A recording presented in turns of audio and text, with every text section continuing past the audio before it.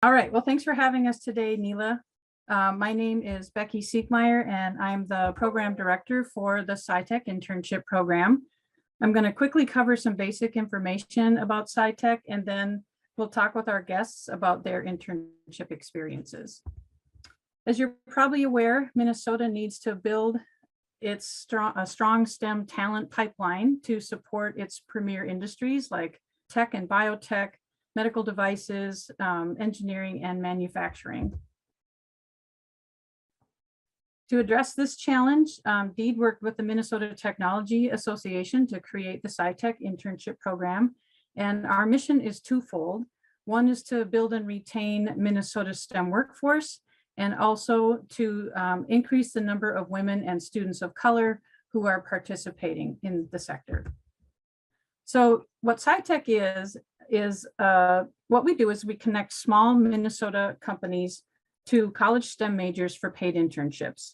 And what makes the program so unique is that employers receive a 50% reimbursement of up to $2,500 to help cover their interns' wages. The program is free for both students and employers, and we have enough funding to support about 200 internships between now and next August. We've placed over 2,200 interns since the program started back in 2012, and you can see it's statewide. There are some eligibility requirements, so let's take a look at those. Becky, I'm not seeing your slide right now. Oh, okay. I'm seeing it. I can see you them. Are? Yeah. Okay. All right. Okay. Well, hopefully you can hear me anyway. So employers need to be small for-profit companies, and they need to have a physical presence in Minnesota. And we determine the size of the company based on the number of employees that they have worldwide, and that cap is 250. The companies need to obviously offer a paid STEM internship that provides some really high quality industry experience, and they need to be in a qualifying industry. And so these are the industries that we work with. The top 4 that are bold are the ones where we have the most internships in the program, but we'd love to see more companies participating across all of these sectors. The students that we work with need to be at least 18 years old they either need to live in Minnesota or go to school in Minnesota. They need to be a current college student in a STEM major with a GPA of at least 2.5. And they need to be halfway through their STEM degree at the time they apply to SciTech. And the threshold for that is the number of credits that they've completed. So associate's degree students need to have 24 credits completed. Bachelor students need to have at least 60 credits completed. And we also accept graduate students without a credit minimum. All students also need to be legally eligible to work off campus in the US. People often ask where we find our talent, and the answer is pretty straightforward. We attend career fairs across Minnesota. We have stuff posted on college job boards and all over social media. We meet with STEM student groups to hold information sessions, and we also enjoy referrals, both student to student and employer to student. And we usually have about 1,500 students apply each year. Earlier, I mentioned that employers receive a wage reimbursement when they hire through SciTech. So here's how that works. The reimbursement covers 50% of an intern's gross wages, and that's capped at $2,500. The funding is awarded on a first come, first hire basis. And what that means is as soon as you make a hire and you report that to me, I will reserve a wage match for that position, even if the intern isn't going to be starting right away. And we assume that we're going to be reserving all of our wage matches by either late April or early May of 2022. The process is really straightforward. You simply register yourself and your company on our website, scitechmn.org, and then you're going to post your STEM position. Every Friday, we send out what we call a new jobs email to the students that highlights all of the positions that came in during the week. And we encourage students to reach out directly to employers. Employers also have the option to search our database and recruit that way as well. Once you make a hiring decision, as I mentioned, you're going to let me know about that hire, and we'll confirm that the student is eligible and reserve the wage match for you. The internship takes place, and when the internship is complete or you reach 5,000 in gross wages paid, whichever comes first, you'll submit a simple reimbursement form along with proof of payment, and then Mintech will send a check to cover that reimbursement. So just a couple frequently asked questions. This is a year-round program. It begins on September 1st and runs through August of the following year. Companies can hire up to 5 interns per program year, and there's no lifetime limit. Students can do 1 internship per program year. And we don't support retroactive matches. And what I mean by that is if you've hired a student before the student registers for SciTech or before you've posted the job with SciTech, we're not going to be able to cover that kind of an internship.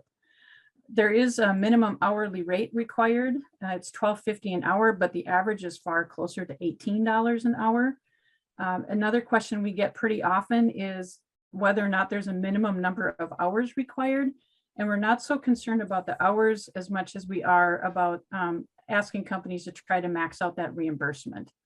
We have a number of resources available on our website. Again, that's scitechmn.org on how to host a successful internship. If you click on the employer tab, look for a link to a document called Tips on Hosting a Successful Internship. All right, so I know that was pretty fast, but most of this information is available on the website, and you can either jot down my information here or you can contact us through the website. But for now, why don't we go ahead and meet our guests? So we have 3 employers with us, and they all have 4 things in common. They're all PhDs. They've all used SciTech. They are all SBIR award winners, and they are all Launch Minnesota awardees. So I'd like you to welcome Charlie Spaniers, co-founder of Bird LLC. Charlie, I don't know if you want to wave. Thank you very much for having me. We've benefited, as you know, greatly from this program, the grant and the internship program. And in fact, we'll get to talk about it a little bit more, but we've got Wade here, who was an intern for Bird and then is going to start for us full time starting next year. So it's worked out great for us. Awesome. Thanks for being here. Scott Burwell is the CEO and founder of Neurotype Inc. Hi, Scott. Hey there. Thanks for having me and looking forward to talking about it. We have both of our interns from this summer, James Lassick and Subhash Shrestha, on the call. So look forward to also hearing from them. Yeah. And then Siba Das is the co-founder and CEO of NovoClade. Hi, everyone. Thanks for having me. We did have a couple of interns last year, and we do have one intern who is more of a part-time employee at this point. He's continuing still with the internship. Awesome. We also have, as these guys have mentioned, 3 stellar interns from SciTech. We have Wade Charginghawk. Wade is a senior at the University of St. Thomas in mechanical engineering. And Subhash Shrestha is a senior in software engineering at St. Cloud State University. And then James Vlasic is a senior in computer science at the University of Minnesota. So if you guys all want to wave. Okay, very good. All right. Okay, so we're going to start the questions off with the students. And why don't we go Wade, Subhash, and James. We're going to switch up the order so you don't always have to go first. Talk to us about your experience working at a small company. Did anything surprise you, and what did you learn? I think my experience working at a small company went very well. It was very hands-on and very experience-oriented.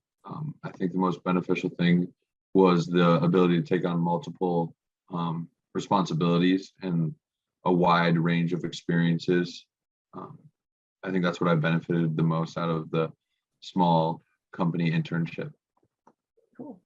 Subhash, you want to go next?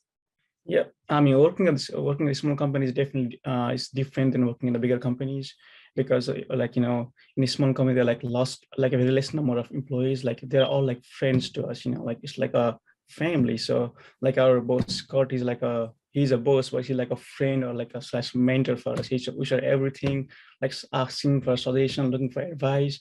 And I wasn't surprised to work in small companies because I expected that kind of environment. And learning, like, a real thing I learned is how much they struggle to keep the company to keep the company afloat. Various funding, various ways to to keep the company surviving. That's a real struggle. I mean, if in the future, if I wanna start my own startup, that's a very good thing, like good experience how the small companies suffer, and seeing all the motivations and effort they put in the company, say working 7 days a week. That's a hard work, and that's a real thing to that I can that keeps me motivating working hard in my college and in future work days too. Yeah, James. Yeah, and kind of along with that, working at a small company, you never really feel like just a number. You kind of feel like you're actually working towards something, and the people you work with care about you. And it never felt like I was too far away from Scott, my boss, to get advice about anything, or if I run into a hiccup, something like that, I can always just send a message and get advice right away. And it's also really cool to be able to peek behind the curtains a little bit and see how a startup actually runs, like on the business side. As much as it's fun to code and do all that kind of stuff, it's interesting to see how it's funded and how the business actually works too. Yeah, great. It's so fun to hear you guys talk about these experiences. So I'm going to shoot it over to the employers, and maybe Charlie, we'll start with you. What hesitations did you have initially about hiring interns, and what have you learned about their capabilities? I think the biggest hesitation for us is we're a small company. I'm an engineer, but I'm also a co-founder for the company and the CEO. And myself, I just don't have enough time to be able to train and manage an intern on a daily basis. We also have Allison at our company, who's the CTO. So between the two of us, we've got 2 engineers for the whole company. And my biggest hesitation is just, are we going to have enough time to give Wade and the other interns we've had a good experience without just leaving them to learn on their own. So that was probably my biggest hesitation. In terms of capabilities, I think it varies a lot based on the intern's experience. Wade was the best intern that we've had, and he has more experience, I would say, than a typical intern, where we could let him run on his own. But other interns require more motivation or mentorship on a daily basis. So I would say it can vary. Yeah, Scott. Yeah, I guess my main hesitation was just the time. I thought that this sort of thing would. So I'm the only full-time employee. We have collaborators and a co-founder at the university, and I thought it was going to take a lot of time to sort of translate what needed to be done to interns. What we're primarily software development, primarily web apps, but what I found was that these guys were highly motivated. They are highly skilled, and just like were able to just pick up kind of whatever I threw at them, and that sort of that really decreased the amount of stress that I had especially this summer, that I was otherwise just going to have to sort of take on my own shoulders. So I guess that those are the key sort of hesitations that I had, but they were definitely unfounded. I learned. Awesome. Siba? So from my point of view, the hesitation was primarily to see if there would be a good fit. The kind of project I had didn't really match with any of their skill set, but they are really good, academically good students, right? So I was like, should I hire someone who has really good academic skills, or should I have somebody who is really interested? And that's kind of a balance I had to decide on. And at the end, it all worked out. they were great students, both academically and with interest-wise. I had one project, but I ended up picking two, just because I wasn't sure if one would work out, but both of them did work out. So can you say more? The next question is, how do you determine the projects and the tasks that your intern is going to work on? Does part of that decision involve talking with the interns to understand what they want to learn? Right. I mean, I did have a defined project, although that was meant for one person. So since I ended up hiring two, I had some other backup work that needed to be done. And I asked, the first day I had them sit down and tell me about their interest really and what they would be enjoying and doing. And I laid out both the projects, and obviously I knew I had some thoughts in back of my mind, and they did go their ways, and that worked out really well. One thing I would say is that they do need a little bit hand holding, because they're obviously, they don't have the kind of experience you need from an employee, and which is great, because we, being a small company, I'm always accessible. They can always come to me, and I have time to do all that thing. Great. Scott and Charlie. Yeah, so I mean, at the beginning of the year, I had sort of one project. It was a web app that I expected, them to be focused primarily on. And I had, kind of, I think similar to Siba, like a sort of a structure in mind, and kind of a, framework that I wanted them to work around. But really, I mean, they filled in a lot of the gaps. They through me seeing them work on the project and hit the roadblocks that I would have eventually had to hit doing it on my own or someone else in the company, like I think that we really benefited from having them sort of both sort of target these. And additionally, we also just needed a website. This is one thing that was, we didn't have it for the longest period of time, and everyone's asking me like, what's your website? And I was like, well, we have a domain name but no website. And I guess I'll credit mainly James for this. James really kind of took it upon himself to go ahead and just throw together a website. Now we have a website where we didn't expect, it wasn't even in the game plan for these guys to work on this summer, but they just threw it together in a couple weeks, and it really has served us well. So just having a framework, I think, first, and then they can just carry out the detail pieces. I think that really helped. Cool. And for us, I would say, what I typically am looking for in terms of a project for an intern is a project that can be completed in the 2 to 3 months that they're here. So, finding something that can be self-contained, where we can get the intern going on it. They can be independent for the most part, and be useful to the company. And then, in addition to that, I also think that having interns, working collaboratively, where they're, with Wade, we had the opportunity to say, hey, Wade, assemble this, Wade, machine this, Wade, design this. Let's also work together on a project where you can complete tasks that are done in a few hours is, I think, a good experience for the intern, and also super useful in helping us with a company of only 2 engineers be more efficient. So I think that at the beginning of the internship, we had specific projects laid out for our interns, but then where we decided what those projects were going to be. But then over time, we also had the intern, Wade and our other interns decide on what tasks they're going to do on a daily basis, depending on what they're most interested in. So let's go back to the students. Subhash, we're going to start with you. Talk very briefly about one of your favorite projects that you worked on and what made it your favorite. Okay.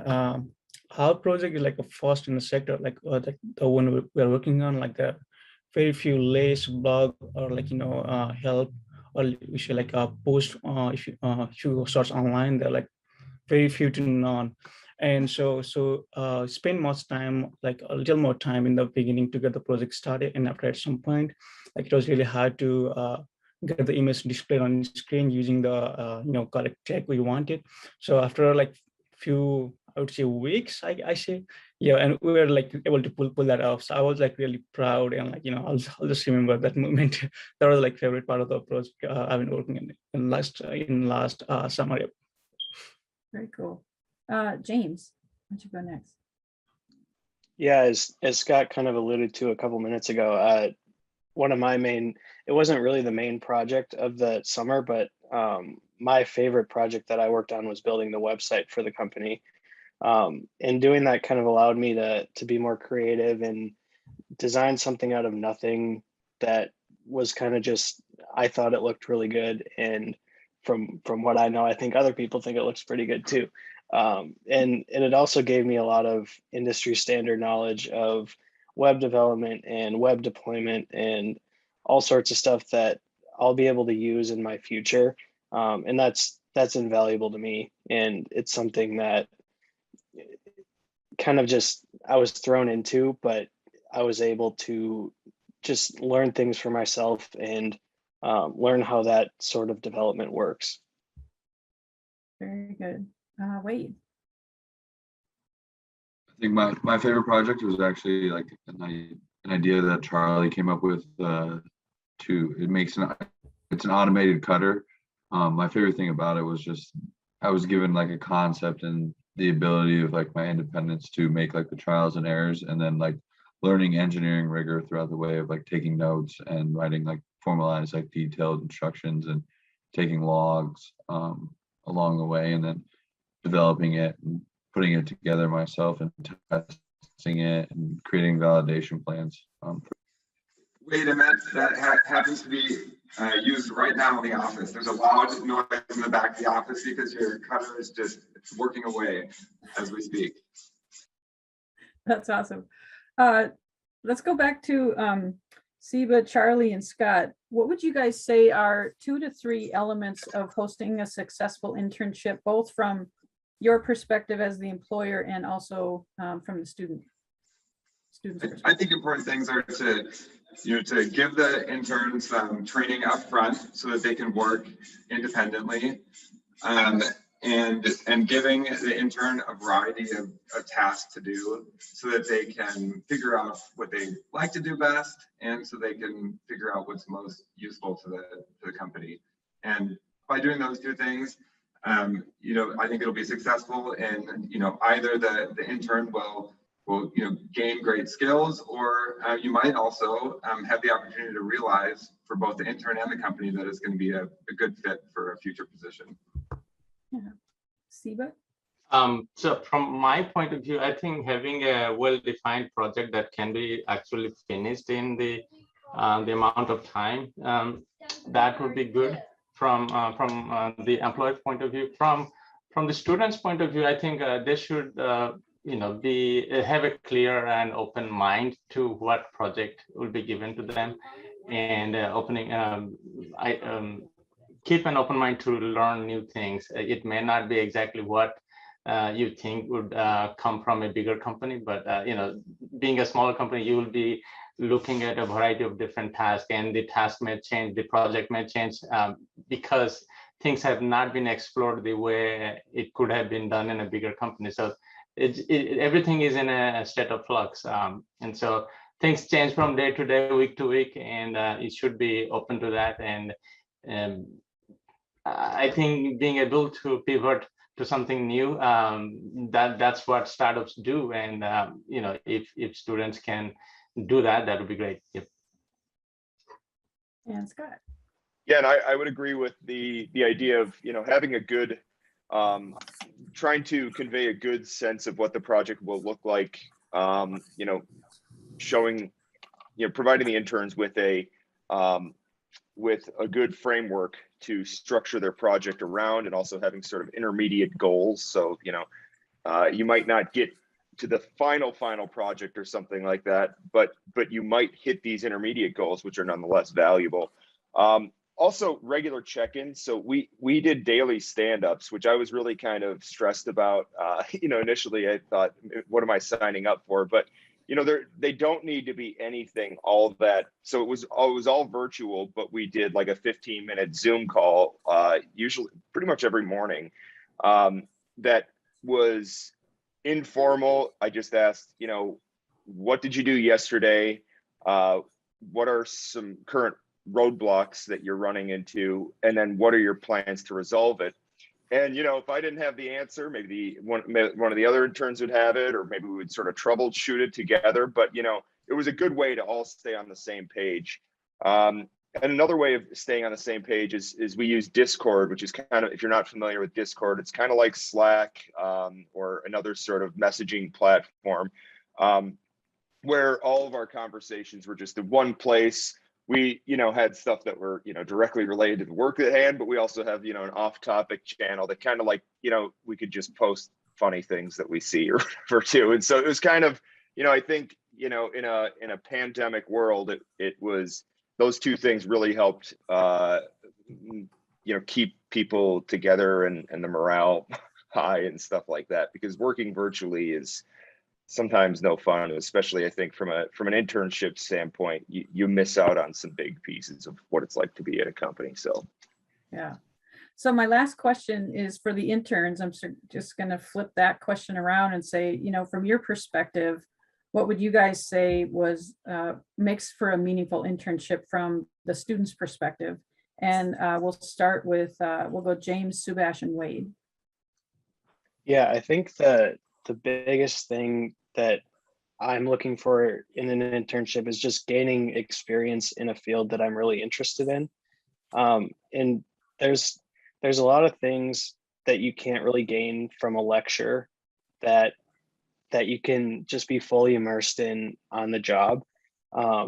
In some, like an example of that would be like the stand-ups that we did each morning. That's not something that you really learn to do, to like verbalize the things that are in your way, but also verbalizing the things that you did. It's just a good way to organize your thoughts, have everybody on your team be on the same page. But yeah, just learning industry standard things that you don't really learn in a lecture. I think that was the biggest thing that I was looking for, and I got. Okay, for me, I want to I would say applying the skill that I learned at college, and that I'm more comfortable is the important during internship. It might not be the same though, but matching the skill set that I learned will make more experience. And second thing I would say is the mentorship. Aside from being too bossy, I'm in the boss being too bossy, and mentoring the interns is more I would say important. It's most of them is facing their first industrial level experience. So I would say it's very easy to stray away from their path. So it's the mentor should be really helping or motivating to work hard and learn new technology or new stuff. And third thing is if you're gonna work internship, choose a creative project. Of course, that's a main important part. Because if you do things that you love and like, you can give you 100% of your effort to that project. So giving that, it's very important to give the interns a right project, and student and the interns should be able to choose the right project for their whole internship period. Yeah. And Wade, you get the final word. Excuse me. The one or two things that I really look for when I was looking for an internship was one that it would be manufacturing, because I'm very passionate about that, and then two, that it would be hands-on. And I think both of those were the experience that I gained from the manufacturing side was how important time is. That I wouldn't be able to learn in a student environment how important a couple seconds is in each process. If over 100 times adds up to save hundreds of dollars in time for wages and things like that. I think that's something that was really important for me to learn, and how crucial it is for me to like be able to excel at my job as like a manufacturing engineer. All right, well, thanks so much, you guys, for joining us today. I think Neela, did you want to go to the next topic and then do questions all at the end? Yeah, why don't we do that? I thank you, Becky. I think it's incredible that we've had this opportunity to learn more about all the good work that SciTech does. And we saw firsthand with this discussion, the impact for our founders and the businesses, but also the students. Loved the stories and love how mutually benefiting this program is. So kudos, Becky, to you for all the great work that you do to pull this together. You're welcome. Thank you. And we're going to shift now to Christine Beach and Susan Langer. They're both part of the E1 Collaborative, our kind of hub and spoke in Southeast Minnesota, working together to start and scale our startups. But they have done some incredible work there with supporting startups through internships. And I will let, I believe, Christine walk through the presentation. Well, I think we're going to go back and forth. Okay. All right. Do this Take it from here. together. Yeah, well, thank you. And thanks everybody for being here. So the SciTech program is amazing. I think that I would echo everything that was said by both the students and the entrepreneurs. There might be some times that you're interested in getting an intern who's maybe a business student, business intelligence, marketing, and so forth. So there may be times where that's not the right fit. So part of the conversation we wanted to have today was how you can leverage the Launch Minnesota network through that hub and spoke model to connect with universities and kind of just give you an example of what we're doing in one part of the state. So I'm Christine Beach, and I'm an advisory board member on Launch Minnesota and part of the E1 network. And I am with St. Mary's University of Minnesota.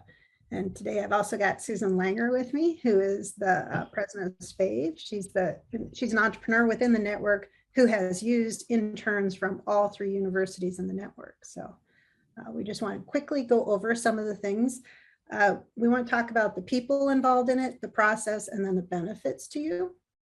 So when we look at our particular region within the E1 network, we have St. Olaf, we have Winona State, and we have St. Mary's as 3 universities in the network. We also have a wide variety of ecosystem builders within the network. And so we've been very fortunate to be able to kind of connect our universities with all the entrepreneurs in the system through this particular network.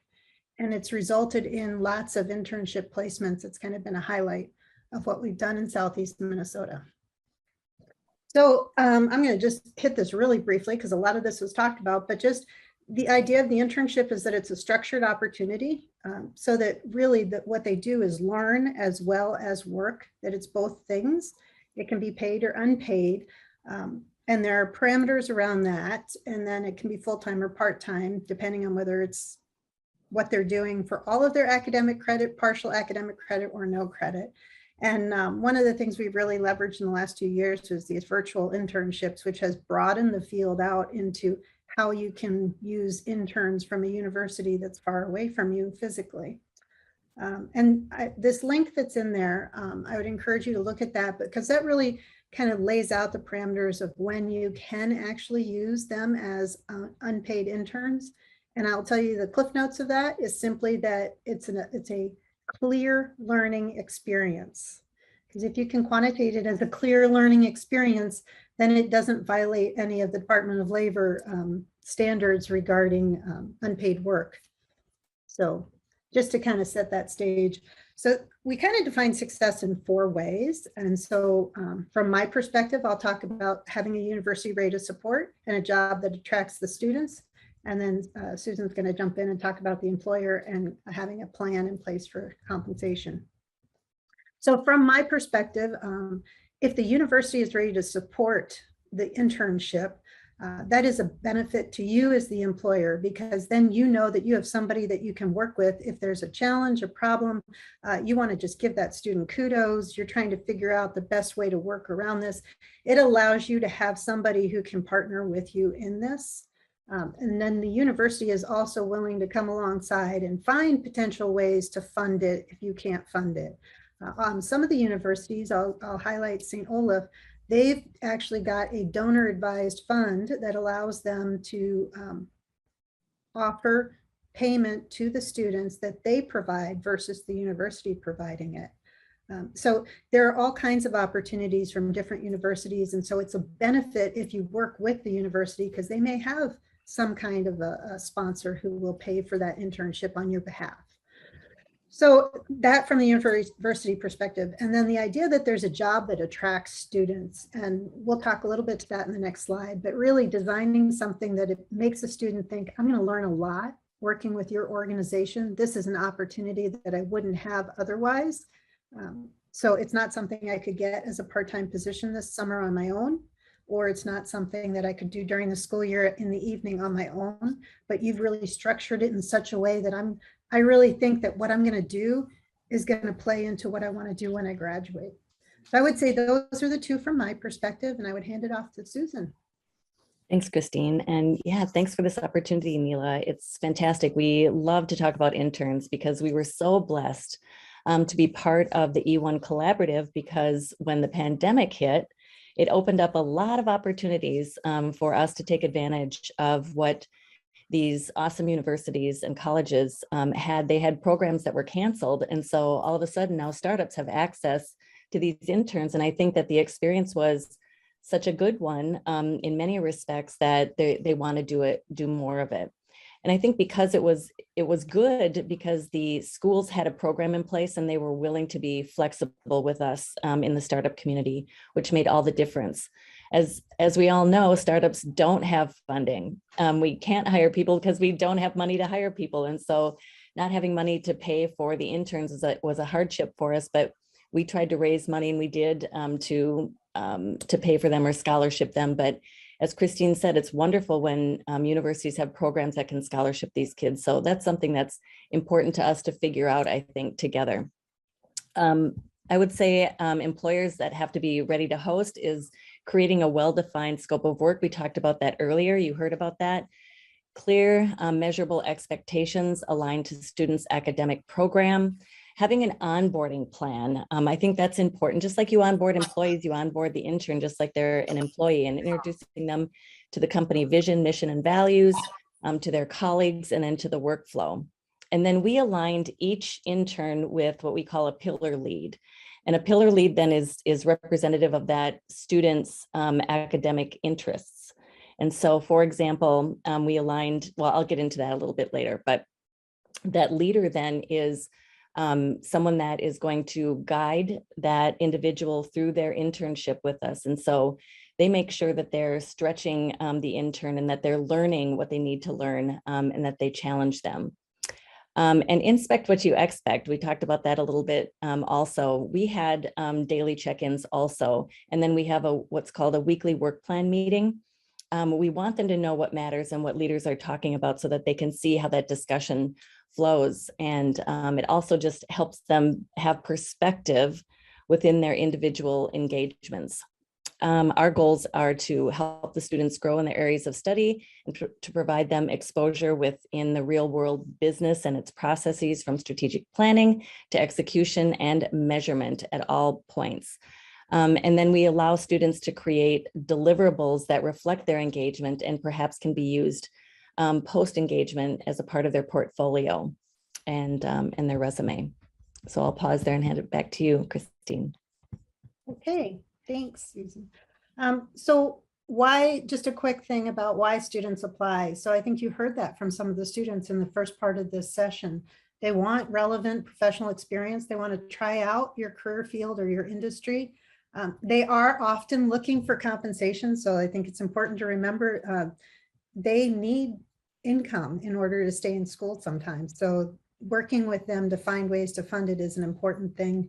They often want academic credit, and sometimes they have academic programs that require an internship in order to graduate. So that is a ready pool of students who are interested in working with you. As far as what they're looking for, a student, so Susan, you might want to speak to that a little bit. And some of it you may have hit already.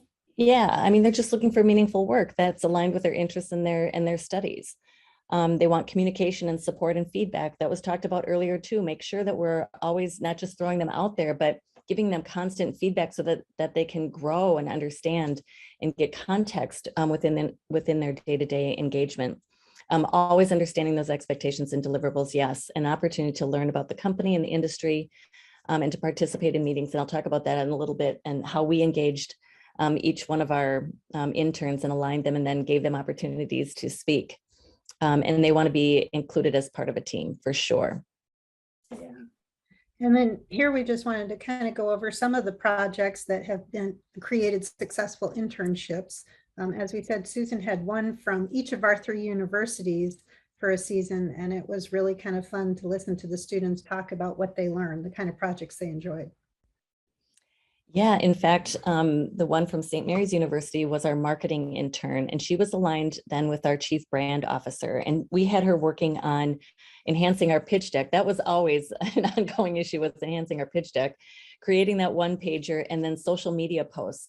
The awesome thing about these interns is that they were a target of ours, part of our target audience. So we got feedback from them. So I felt like it was a co-mentoring type of engagement, because their input to us helped us improve our product, improve our communications. It was awesome. And Stephanie was just a phenomenal intern in that regard. She also had an opportunity to pitch with me to an investor and to see how that was. And the investor just loved it and engaged with her. So that was really exciting for all of us to see.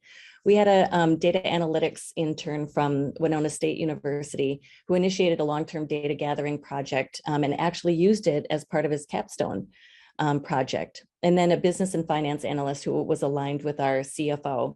And she worked with, enhancing our projections, and then worked on competitive research. And she also used us for her capstone. What else here? Yeah, I think that's it. That's how we engage them. Yeah. So I think just to wrap it up from the end, we just want to say we've talked about all the things that are of a benefit to the student, what they're looking for, but certainly from the startup perspective, there's lots of benefits as well. You heard some of those from our first group of entrepreneurs, but just keeping in mind that perspective that Susan was just talking about, that kind of just spoke to bringing in a different demographic that might be able to generate new ideas, and then getting in talent that you don't have currently in your workplace to leverage their strengths, because these students bring tremendous strengths to bear. Yes, they might need some mentoring, but their ability to contribute is quite significant. And then now there's a benefit of flexibility and remote engagement. So certainly that's an opportunity for you to provide more work for them or different work for them. So I know we promised to be done by 9:15 so that we could offer an opportunity for Neela and for questions. So, I have one thing I want to add into that, and just want to encourage employers to not only do a letter of recommendation, but to endorse them on LinkedIn, to do posts about them on LinkedIn, give them some buzz and some love after and during and after your engagement with them. Yes, amen. With that, I'll turn it over to you, Neela. Well, we have discussed a lot today, and I know there's a lot of other founders on the call. So we open this time up for questions. Questions to the founders, to the interns, to the different programs. I'm going to just jump in here real quick in terms of giving people a shout out on LinkedIn. One of the things that SciTech does is we write blog posts about after we do a site visit with a company, and we share those stories on our blog. So if you're curious to know what all these different SciTech internships look like, if you go to scitechmn.org and click on the blog page, you can scroll through and see all, just the breadth of stories and the kinds of companies that we work with. Becky, why don't you put the website in the chat too, so people can look at that. Any questions for Charlie? Yeah, I don't have a question, but I just do have a comment, because it's kind of amazing how many people are here that have helped our company grow over the last few years. I just thought I'd give a quick story and plug as to what's happened with us. I started this company 3 years ago when I started full time with another founder, and we weren't getting paid.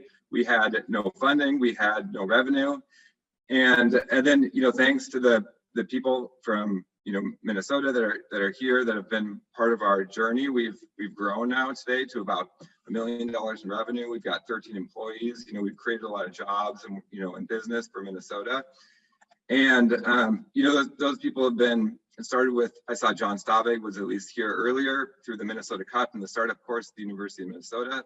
And then Pat Dillon, who I know is here. Pat, I just can't say enough about how much help that Pat has given us to get the phase 1 and the phase 2 SBIR grant, which has just been amazing for our, for our company, which we still have. Hi, Pat, I see you there. Nice to see you. And then, the Launch Minnesota grants, Neela, have been super, super important. And, having that extra cash that's not spent on research to be able to grow the commercial side of our business. And then, of course, the SciTech program. And now, we're hiring Wade, one of the interns we had. So it's cool to see everybody here together and, just to say thank you guys for all of your help. And it's really, I think it stimulates, the economy in Minnesota for sure. That's incredible feedback. Thank you, Charlie. And it is amazing, the talent and the incredible resources we have here in our state. Your story just amplifies that. So thank you. Yes, a shout out. I agree. Pat, Becky, John, and all the others that you mentioned. It's incredible resources and people that, wake up every day wanting to see our startups succeed. Any other questions or comments? So Neela, I'll jump in and just say there's some other programs. So I would encourage you maybe first go to SciTech, and then if there's, if it's not a fit or they're not able to find somebody, there are some other programs. I know this Innovation Scholars program that I put in the chat is working with Medical Alley to try and place interns with startups. And specifically provide teams of cross-disciplinary students to work on projects regarding patent art and some market research and financial analysis. So that's just one of many opportunities. So I think the key message I want to kind of give to the group is Launch Minnesota's created these hubs, and they have interactive networks. There's probably 6 people, maybe 5 people on this call today who are part of the Southeast Minnesota group. And there's a bunch of them from the Twin Cities group. When you have those kind of hubs going on, reaching in and tapping into the resource pool can really set you up for success and allow you to find the interns that'll work for you. They know who the person to talk to, or they know the professor who has a brilliant student that they're trying to pair up with somebody. So just a plug for that. Thanks, Christine.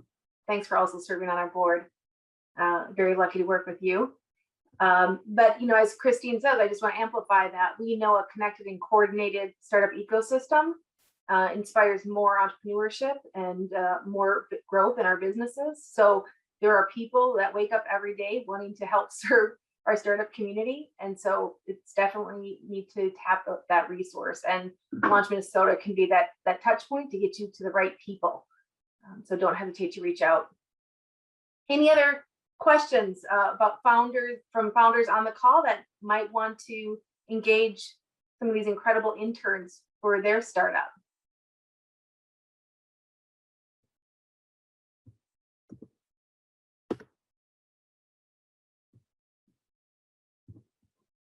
Well, you guys provided so much good information. There's just nothing left unsaid. James, were you about to say something? Yeah, I was just gonna add another perspective from an intern. Just the amount of opportunities and connections that I've gained from my time at Neurotype. I can't recommend working for a small company enough. I think there's kind of a stigma to where people looking for an internship automatically just gravitate towards the big companies. And while that's all well and good, I think it's also very important to try a small company and see if you like it. And there's a lot to gain from that. Like I've said, I've met more people in past summer than I have professionally throughout like the past couple of years. And it's just a really great way to connect with people in your field and move forward with opportunities in your future. That's very well said. Thank you for sharing that. And to that note, Launch Minnesota, we're trying to elevate our whole innovation ecosystem. And a key part of that is obviously our higher ed institutions. And so Christine and Rakuvish, who's not on this call today, help co-host a network of higher ed institutions from across the state. Many I see are part of this call today. And we actually had an entire meeting about internships and how to engage more students in their colleges and universities to help our startups and our innovators, these smaller businesses. Clearly, there are some challenges, right? Making those connections, the compensation, and other things. But your feedback of the importance and the value that you see working for a startup, and all the other stories that we've heard today, really help us, I think, affirm the need to make more connections now between our colleges and universities across the state with some of the startups that are seeking this really needed talent. And it's incredible today to see the growth that you and others have made in these businesses to help Minnesota, to help our economy continue to thrive, and of course, get that real life personal experience. So thank you for your thoughts and sharing that. And just for everyone to know that we are working together in a very collaborative way to make sure we continue to bring this talent, important talent, to our startups. Okay, this is Kent Patterson. I have a question about is there programs that help get kids in high school into these STEM programs, as opposed to just, today was the focus of college kids, right? Is there other programs that they're out there in the state of Minnesota that help on the high school level? Not anything specific through Launch Minnesota, but the Technovation MN is an incredible organization for Minnesota that provides some coding skills to children in high school. Technovation MN, you can Google it, it comes right up. And so that's been I've worked with them in prior roles. Also, it's more district related now with career pathways. But I know STEM and STEAM is really, the wave of the future. We need to definitely plant these seeds with our youth. They are our future, and we need to make sure that they're future proof, and that we're creating the right talent for our businesses to succeed. So we don't have anything specifically with Launch MN or right now for high school kids with Indeed. I could confirm that with my counterparts on the workforce side, but I think that's really where these regional efforts are. I know the E1 Collaborative and some of the organizations in there and others across the state are working more, even the Northeast. I was just up in Grand Rapids this week. They're really being much more purposeful about making sure that we train those kids K through 12 and beyond. It is interesting too to think about, Neela, as far as identifying the schools that have programs that are dedicated to innovation and technology in particular. So that's a great question, Kent. Yeah, I mean, we've used this program, SciTech, for several years now. I know Becky very well. She does a great job, by the way. Yeah, and I think we're up to trying to do the max of 5, matches every year. And for us, it's awesome because we typically hire these people full time after their internships, both from Mankato and from University of Minnesota. But I think the question we always get talking to kids is like, wow, I didn't even know these kind of jobs existed, especially for us out in southern Minnesota, right? And so when they're going through high school, they didn't even see it as an opportunity.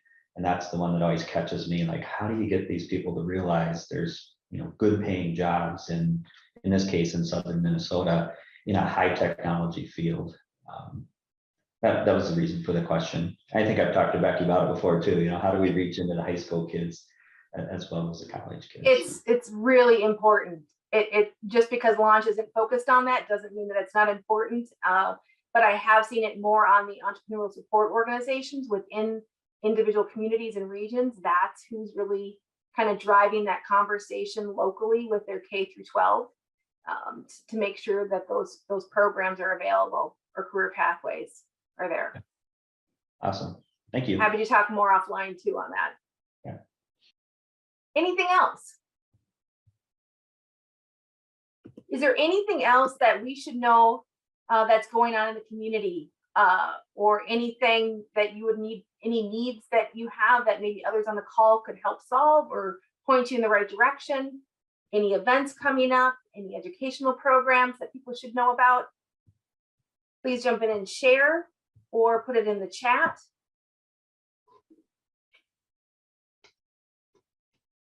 Neela, is there a website for the E1 Collaborative on Launch Minnesota website? On the Higher Ed Collaborative? Yeah. Not a separate web page yet. More to come. Okay. But let me know what your needs are, and we'll make sure we connect you to the right people in that network. So Neela, this is Pat. Good morning, everyone. Good to see you. Curious to know if there's any kind of specific focus on like engaging undergraduate business students or MBAs from the various schools around the state to support businesses through, you know, either unpaid or paid internships.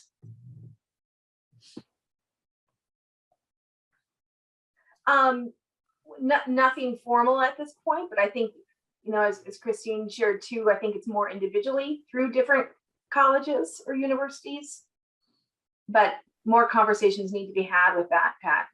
Yeah. Pat, I would jump in and say, you know, every college seems to handle that a little bit differently, but I think the biggest shift we're seeing between the colleges and the entrepreneurial community is they were kind of excluded before. If you didn't have a robust HR department that could manage your internship with the university, there was no place for you. For programs like SciTech were the only ones that could really align with startups. But universities are seeing the value now, especially in Minnesota. And so I know, for example, Margaret at St. Olaf is working, using those funds to pay the interns from St. Olaf who work with startups. I know at St. Mary's, we've tried to design them as independent studies so that they can then get academic credit for working with the startup. And so we are kind of taking on some of that role of the structure piece. I think Winona State's doing something similar on the funding side where they're trying to pay the student. So I think each university is doing it a little bit differently, but what you're seeing, especially from some of the smaller colleges, is a desire to step up and step into the entrepreneurial workspace and place their students with the startup community. Yeah, thank you, Christine. Yeah. Well said, Christine. And that is, it's 9:30 and our time is up, but I just want to thank SciTech for all that you do. Thank you for being part of today and highlighting your program. Christine and Susan, thank you for sharing the great efforts in the E1 Collaborative and the work in Southeast Minnesota. To our founders and our student interns, incredible stories. Thanks for sharing your insight. I hope today you've learned something new, made a new connection, and I look forward to our next time together. Enjoy the rest of your day.